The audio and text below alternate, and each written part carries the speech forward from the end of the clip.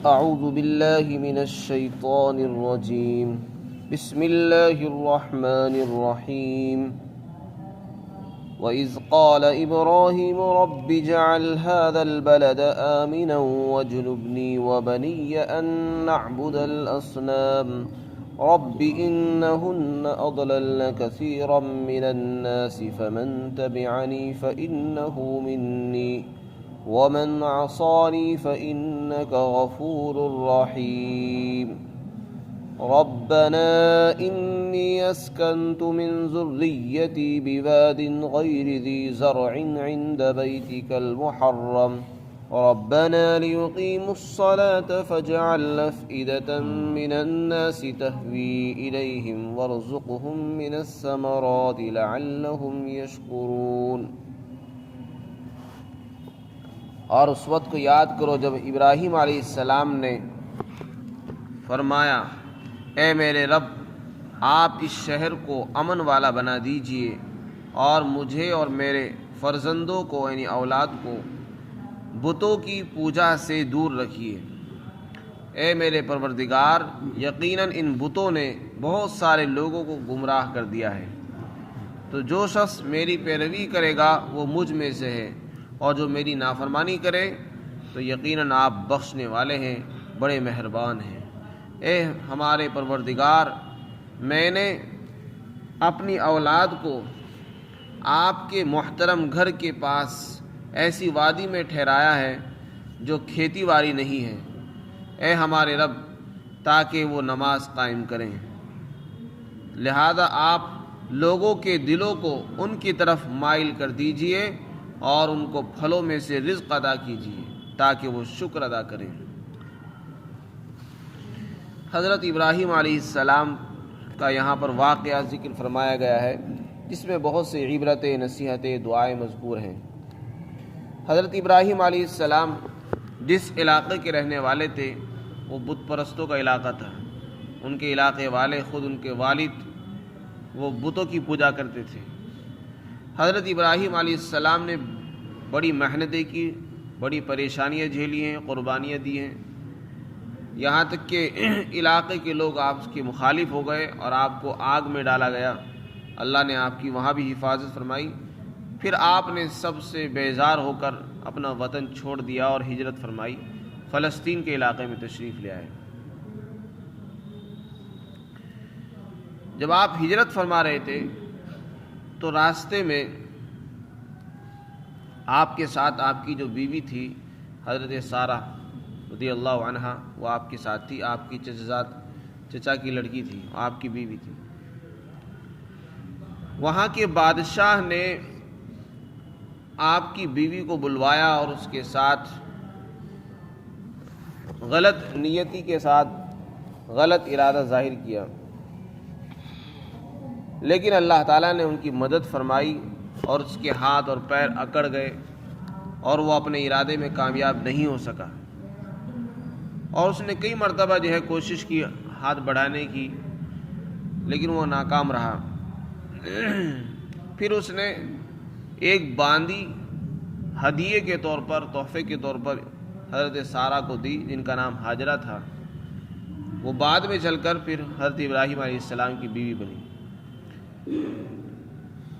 تو یہ دونوں آگے پہنچی ہیں.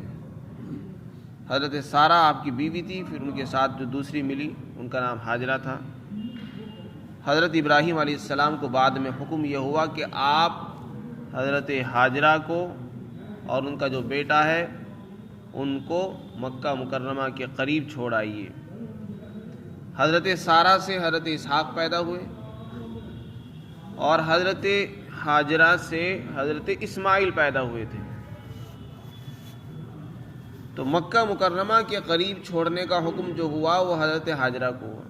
جن سے اسماعیل پیدا ہوئے تھے ان کے بارے میں حکم دیا کہ ان کو آپ مکہ مکرمہ میں چھوڑ آئیے. چنانچہ اللہ کا حکم پا کر اور حکم کی تعمیل میں فوراً اپنے بیوی بچوں کو لے کر چل دیے اور مکہ کے قریب جہاں بیت اللہ تھا اس گھر کے قریب وادی میں، کسی وادی میں چھوڑ آئے. ایسی وادی جہاں نہ گھاس تھا، نہ کوئی درخت ہے، نہ آدم ہے، نہ آدم ذات ہے، کوئی انسان وہاں آباد نہیں تھا، بالکل غیر آباد بنجر چٹیل میدان تھا۔ اس میدان میں چھوڑ کر آئے اور توشے کے طور پر ایک تھیلا دیا جس میں کچھ کھجوریں تھی اور پانی تھا، مشکیزے میں پانی دیا اور ایک تھیلے میں کچھ کھجوریں رکھ دی گئی۔ جب وہاں سے لوٹنے لگے تو بیوی نے پوچھا کہ آپ ہمیں یہاں چھوڑ کر کہاں جا رہے ہو؟ انہوں نے کوئی جواب نہیں دیا۔ پھر دوبارہ پوچھا لیکن کوئی جواب نہیں دیا۔ پھر خود کہنے لگی کیا آپ کو اللہ کا حکم ہے؟ تو انہوں نے فرمایا کہ ہاں مجھے یہی حکم ہے۔ تو کہنے لگی، وہ چونکہ ایماندار عورت تھی، وہ سمجھ گئی کہ جب اللہ کا حکم ہے تو پھر اللہ یہاں ہمیں ضائع بھی نہیں فرمائے گا، کیونکہ جس ذات نے ہمیں حکم دیا ہے یہاں رہنے کے لیے وہ ہمیں ضائع نہیں کرے گا، وہ ہماری پرورش کرنے والا ہے۔ چنانچہ اللہ کی ذات پر بھروسہ کر کے وہ وہاں رہنے لگی، ان کی بیوی اور وہ حضرت اسماعیل علیہ السلام دونوں۔ حضرت ابراہیم علیہ السلام وہاں سے واپس تشریف لے آئے، وقتاً فوقتاً وہاں پر تشریف لے جایا کرتے نگرانی کرنے کے لیے۔ آپ کی مشکیزے کی کھجوریں ختم ہو گئی، پانی ختم ہو گیا، اور پھر بطور معجزہ کے فرشتے کی ایڑی کے ذریعے سے اللہ تعالیٰ نے وہیں سے زمزم پیدا فرمایا، اور حضرت ہاجرہ جو ہے کبھی صفا پر کبھی مروہ پر چکر لگاتی تھی۔ وہ ادا اللہ تعالیٰ کو اتنی پسند آئی کہ پھر حاجیوں کے لیے اللہ تعالیٰ نے اس کو سنت قرار دے دیا، اور بعد میں آنے والے حاجی اس عمل کو کرتے ہیں، صفا سے مروہ پر چڑھتے ہیں، مروہ سے صفا پر آتے ہیں 7 مرتبہ، اسی طرح پھر وہاں سے زمزم لے کر آتے ہیں۔ یہ سب اسی دور کی یادگار ہیں۔ پھر حضرت اسماعیل علیہ السلام بڑے ہو گئے۔ حضرت ابراہیم علیہ السلام جب وہاں سے واپس ہو رہے تھے اپنے بیوی بچوں کو چھوڑ کر، تو انہوں نے کچھ دعائیں کی تھی، ان دعاؤں کا یہاں پر ذکر ہے۔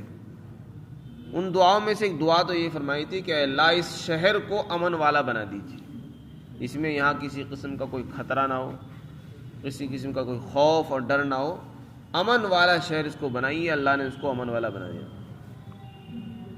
دوسری دعا یہ فرمائی کہ اللہ مجھے اور میرے بچوں کو بتوں کی پوجا سے بچا کر رکھیے، کیونکہ جس علاقے میں رہ کر آئے تھے وہاں کے لوگ بت پرست تھے، بتوں کی پوجا کرتے تھے، تو انہوں نے یہ دعا فرمائی کہ اللہ مجھے بتوں سے دور رکھیے، میرے اولادوں کو بھی، میری نسل والوں کو بھی بتوں کی پوجا سے دور رکھیے۔ اللہ نے وہ بھی دعا قبول فرمائی۔ چنانچہ ان کی نسل میں جو لوگ آئے وہ اہل ایمان رہے، جب تک اللہ کو منظور ہوا ایمان والے پیدا ہوتے رہے۔ پھر انہوں نے بعد میں فرمایا کہ میرے پروردگار، ان بتوں نے بہت سے لوگوں کو گمراہ کیا ہے، لہذا جو میری پیروی کرے گا وہ میرا ہے، اور جو میری پیروی نہیں کرے گا وہ میرا نہیں ہے۔ پھر تجھے اختیار ہے، چاہے تو اسے ہدایت دے کر گناہوں کو بخش دے اور چاہے اس کو سزا دے دے، کیونکہ تو بڑا بخشنے والا بھی ہے اور مہربان بھی ہے، یہ تیرے اختیار میں ہے۔ چنانچہ اللہ تعالیٰ نے حضرت اسماعیل علیہ السلام کے خاندان میں بہت سے لوگ پیدا فرمائے، ایمان والے ہوتے رہے۔ پھر بعد میں مکہ والوں کے اندر شرک اور بت پرستی آ گئی، بت پرست پیدا ہونے لگے، اور جب آپ صلی اللہ علیہ وسلم تشریف لائے تو آپ نے محنت فرمائی، تو پھر دوبارہ سے ایمان والے پیدا ہو گئے۔ ایک دعا اور یہ فرمائی کہ اے میرے پروردگار، میں نے اپنے بیوی بچوں کو یہاں چھوڑا ہے، یہ ایک ایسی وادی ہے جس میں کوئی کھیتی بھی نہیں ہوتی ہے، اور تیرے گھر کے قریب چھوڑا ہے۔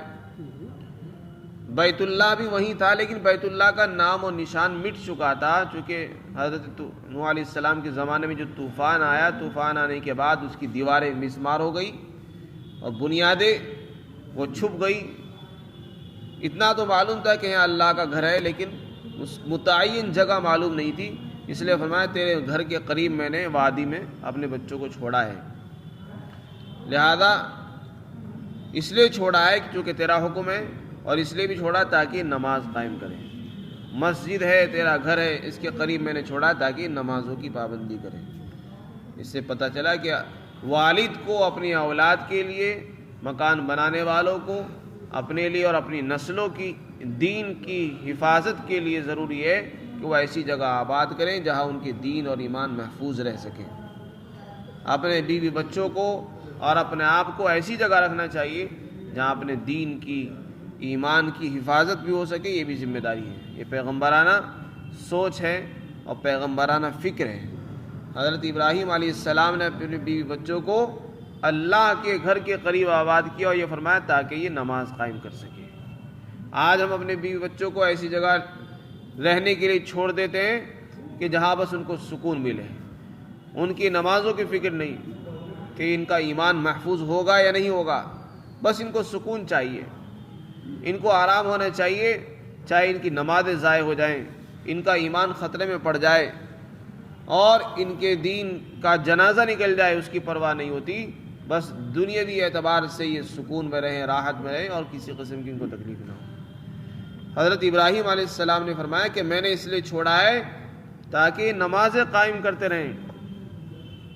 تو یہ پیغمبرانہ سوچ ہے، یہ مزاج ہے، اور یہ پیغمبرانہ مزاج جب مسلمانوں میں ہوگا تو ان کی نسلوں میں دیندار پیدا ہوتے رہیں گے۔ تو والدین کی ذمہ داری یہ ہے کہ اپنی بچوں کی دینی تربیت کرنا اور ان کے لیے فکر مند ہونا، یہ بھی پیغمبرانہ سوچ ہے۔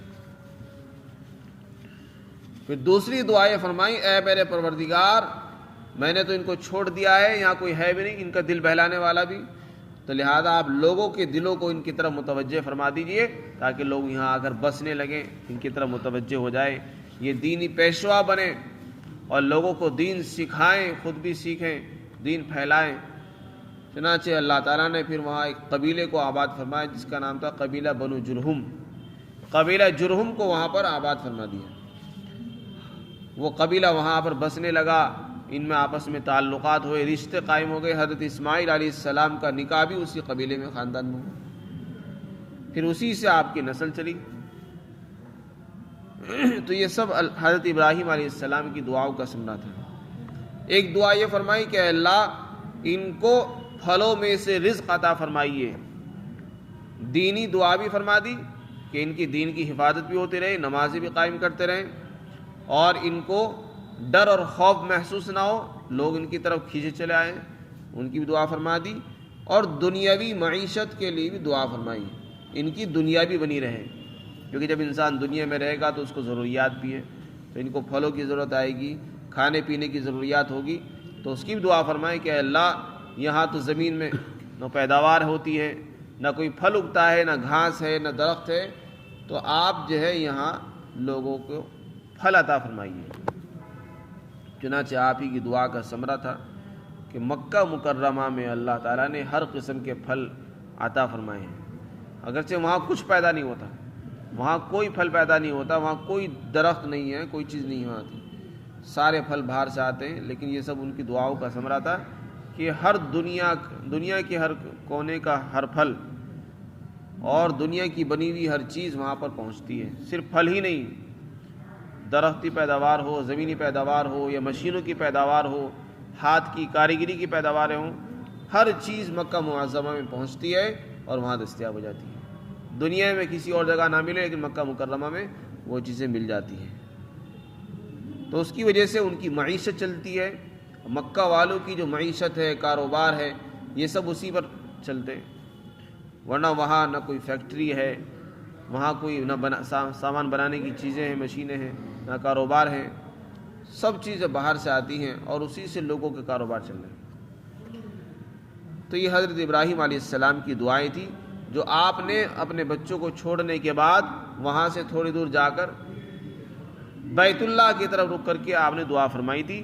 جو بیت اللہ آپ کو نظر آ رہا تھا وہاں آپ نے دعا فرمائی، اور کچھ دعائیں وہ ہیں جو آپ نے بیت اللہ کو تعمیر کرنے کے بعد فرمائی تھی۔